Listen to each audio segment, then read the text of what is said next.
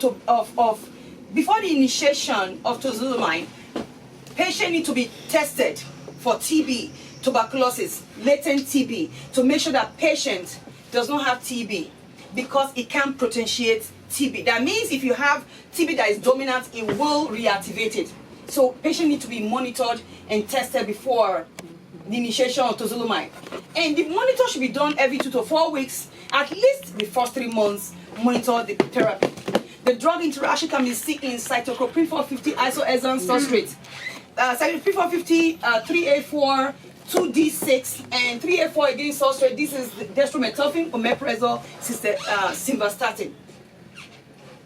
So place in therapy. Let's look at the place in therapy. We know we have ROA patients among us, around us, and in our practices. So how do we best accept, treat patients and look out for patients?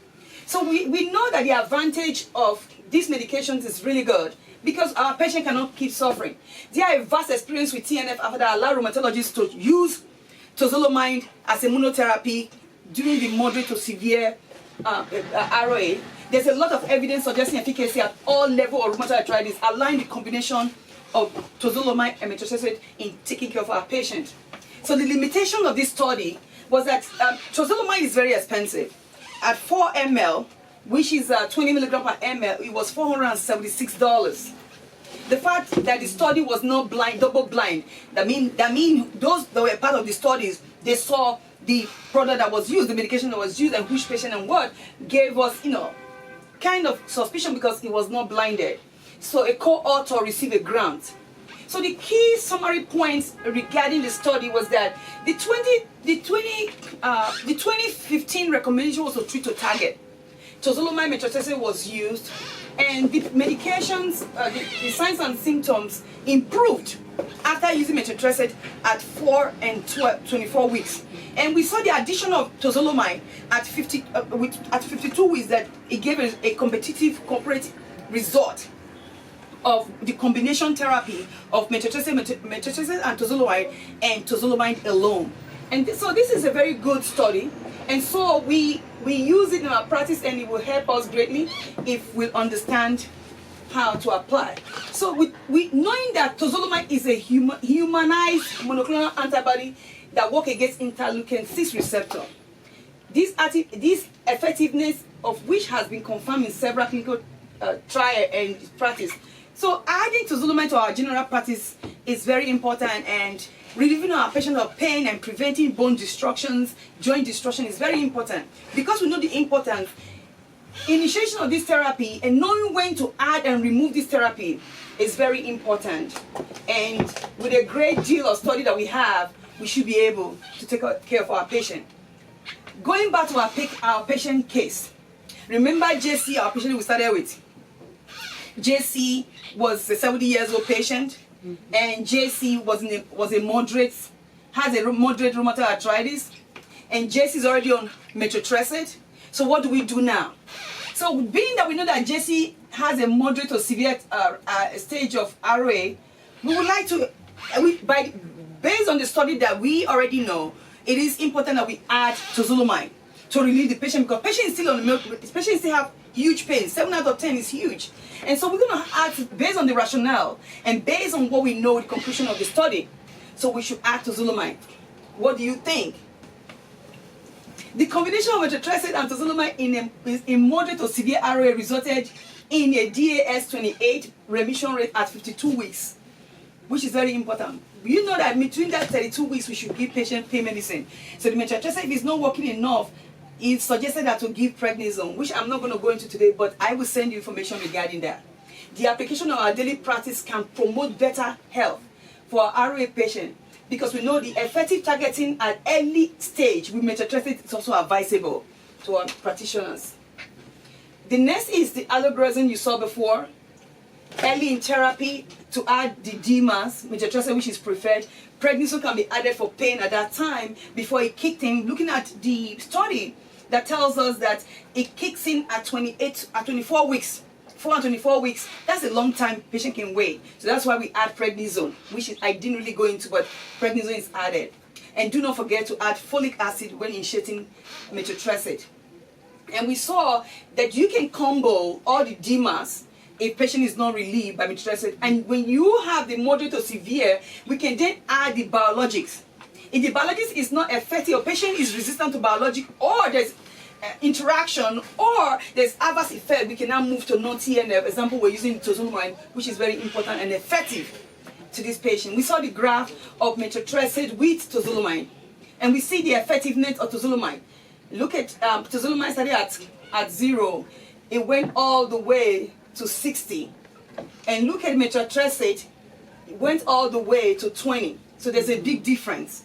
This is why early in therapy we use methotrexate and later add tozolamide, because of the adverse event that does happen, or side effect that is a long-term medication. Patient is going to stay on it for a long time, so we need to start slow and go slow. So what are the key points to take home in this presentation? First of all, to recognize that the base of treatment starts with recognizing the recommendation from the American College of Rheumatoid Arthritis is to treat to target. Treat to target, that means treat to target, meaning from early on you start adding, initiating therapy based on patient tolerability and side effect, adverse effect, combination medications, interaction, and all of that. So the recommendation on the duration of disease, early or established. We know that the early is less than 6 months, established is greater than 6 months, depending. And we also know that that rheumatoid arthritis is an immune-mediated response incident in patients, like disease rather, if you will, and environmentally triggered. The different class of medication that is used in the study is in rheumatoid arthritis is the DMARDs and the biologics and non-biologics. The biologics we include the DMARDs include methotrexate, and the biologics infliximide, and the non-biologic we use tozolamide, which we are dealing with today. Remember methotrexate decreases signs and symptoms and decreases the structural damage, improve physical function of patient. This is why we initiated early in the therapy. It protects the heart, the CV disease. We saw that this patient had cardiovascular disease, so methotrexate is really good for this kind of. This is a candidate of methotrexate. And so we are so happy dealing with this kind of patient. So in the study, remember, the combination therapy was more effective at 4 weeks and 24 weeks, and became comparable with single therapy tozolamide at 52 weeks. So, and the importance of methotrexate combination treatment is achievable with a better clinical outcome. In RA patients with high disease activities, observational cohorts that we study using Mr. Kinnickle et al. So with all of that, thank you for listening to my presentation. You have any question today? Okay. You said that tuberculosis, you know that people from the islands, when we get inoculated, we have a positive, negative TB in our system. Like when you take the test for the TB, it always come out positive. Yeah. But when you take the chest X-ray, it comes out negative. Yeah. Thank you. So in the United States, we recognize that because we know that the people that took the TB, the people that took the vaccine, the malaria vaccine or the typhoid vaccine in most of those countries of the world have what they call latent TB. It's a reaction, it's an antibody. It's not a TB actually, it's an antibody that is built on. So it's built in there, so that is why we do chest X-ray. So what we do, the first one is to do the latent TB, which you do the sputum. If the sputum don't work, you do the chest X-ray. Chest X-ray don't work, then we culture your sputum. We culture it, and that's a different process. And so we definitely get the result to know if you're positive or negative before we initiate this medication. Because you said it would aggravate it. Yes. If it's in your body, it will reactivate it. That is why we need to know and give you folic acid to prevent anemia. Okay. And also to make sure we don't give you that particular medication, we switch to a different DMARDs. So we have 4 medications under the DMARDs: sulfasalazine, hydrochloroquine. So there's a lot of them. So hydrochloroquine. While we are on TB, can I just add, so for the TB there is a test called a quantiferon goal. So they may not, if you've received that BCG vaccine, which they know you've been inoculated. Yes. They know it's a false positive because Yes. you've been Yes, inoculated. right. So they most likely would also do the quantiferon gold Right. instead of subjecting you to chest X-rays. Yes, Also. yes. So concerning these drugs, they are used for other causes, right? Like Yes. yeah. Yeah. What happened was this medication, methotrexate, was discovered a long time ago. It was Yeah. first of all used for cancer. Yes. And so more studies was done on it, and was seen that it's effective for ROA, that's Yes. rheumatoid arthritis, because the pathway works. So we're targeting because we realized that there was a way that folic acid was activating joint breakdown, and so we believe that when we block certain pathway, we are able to reduce and relieve patient. And so this is the idea. And so it worked. So this is one of the good medications that work and reduce. So there's more studies still going on therapy. So I have the last question. I'm so honored to have it as the non-professional, the student in the room. And my question is this. You talked about patient JC, right? Patient JC. If you can go back to that slide, could you? About patient JC. Go ahead. If What was your if I question? remember what you were saying, you said he had a pain of like 7 out of 10? Yes. So he was like he was on the edge of being at a high level of pain, Yeah. but it wasn't yet severe. So based on your clinical knowledge, based on the papers, the literature and everything like that, let's say I was patient CJ, right? And I had a 10 out of 10. What would you recommend, the monotherapy or the combinational therapy? So it is we're looking at trying to combine medication at that time, but at this point we will still go with the DMARS. That means we might end up probably starting you with 2 DMARS right away. So might give methotrexate for a week or 2, and now introduce another DMARS. So if it's not working, we gradually take out either methotrexate or any of them thing and add the next biologic or non-biologic. That's so cool.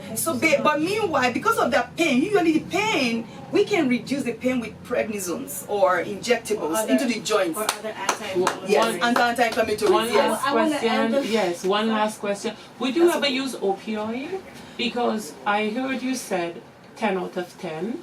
And so in that point, how long does it take for effectiveness? How long does it take for therapy to be effective? So Would if you you- use opioids? Yes. So if you look at this And that's patient, my if you last look at this patient current medication therapy, we saw that patient is on prednisone 10 milligram for 7 days. This is considered a bust. We can also use 5 milligram But you wouldn't daily. give them opioid.